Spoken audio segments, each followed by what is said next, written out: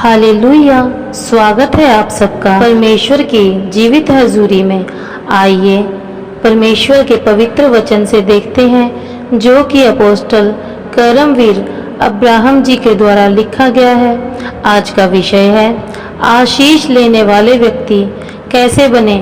मत्ती उसका 5:44 में लिखा है, परंतु तुमसे मैं यह कहता हूँ कि अपने बैरियों से प्रेम रखो और अपने सताने वालों के लिए प्रार्थना करो। मेरे प्रियो, प्रभु यीशु मसीह के नाम में आप सबको शांति मिलती रहे। आप सब हमेशा इस बात को याद रखें कि हमारे परमेश्वर हमसे बहुत ज़्यादा प्रेम करते हैं। परमेश्वर चाहते हैं कि हमारे दुश्मन भी हमारा भला करें। प्रभु चाहते हैं कि मसीह लोग कभी भी किसी के द्वारा श्रापित ना हो, चाहे वे आपके भलाई चाहने वाले हितैषी हो, चाहे वे आपके बैरी क्यों ना हो। परमेश्वर हमेशा उनके मुंह से आपके लिए आशीष से भरे वचन ही सुनना चाहते हैं। मेरे प्रियो, इसलिए प्रभु ने आपको अपने बैरियों को क्षमा करने के लिए कहा है, ताकि कोई भी आपको श्राप ना दे सके। लेकिन आज बहुत से ऐसे लोग हैं जो अपने भलाई चाहने वाले लोगों से भी श्रापित हो जाते हैं।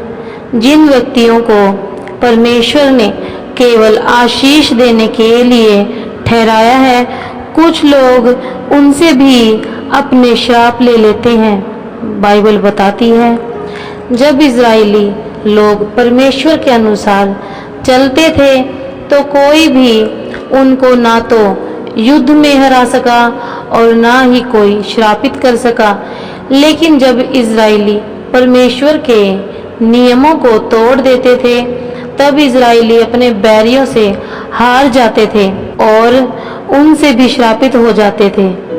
जो उनको आशीष देने के लिए ठहराए गए थे, बिल्कुल वैसे ही आज भी जैसे कोई माता पिता अपने संतान को श्राप नहीं देता, लेकिन जब संतान व्यभिचारी और नशेबाज और झगड़ालू हो तो बहुत से बच्चे अपने माता पिता के द्वारा ही श्रापित हो जाते हैं। परमेश्वर ने पति पत्नी को एक दूसरे की देखभाल के लिए और अधूरे को पूरा करने के लिए बनाया है, लेकिन कुछ पति पत्नी आपस में ही एक दूसरे को श्रापित कर देते हैं।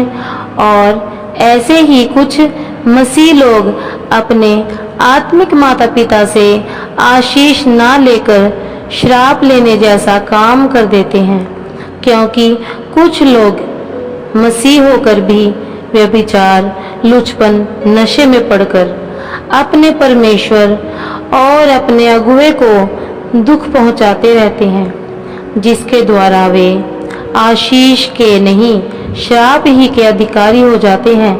मेरे प्रियो, अगर आप मसीह हैं तो आपको हमेशा इस बात का ख्याल रखना होगा कि परमेश्वर ने आपको आशीष का वारिस ठहराया है।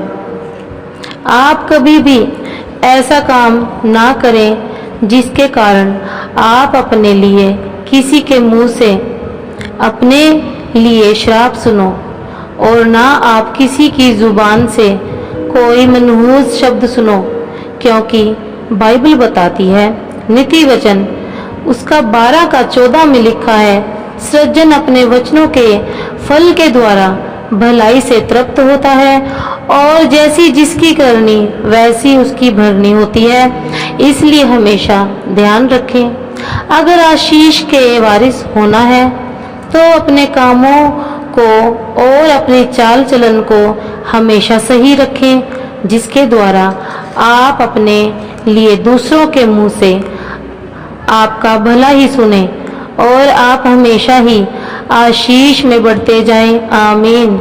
इस वचन के पढ़े व सुने जाने पर परमेश्वर आपको ऐसे काम करने की सामर्थ्य देंगे जिनके द्वारा आपके बैरी भी आपको आशीषित करेंगे। आमीन।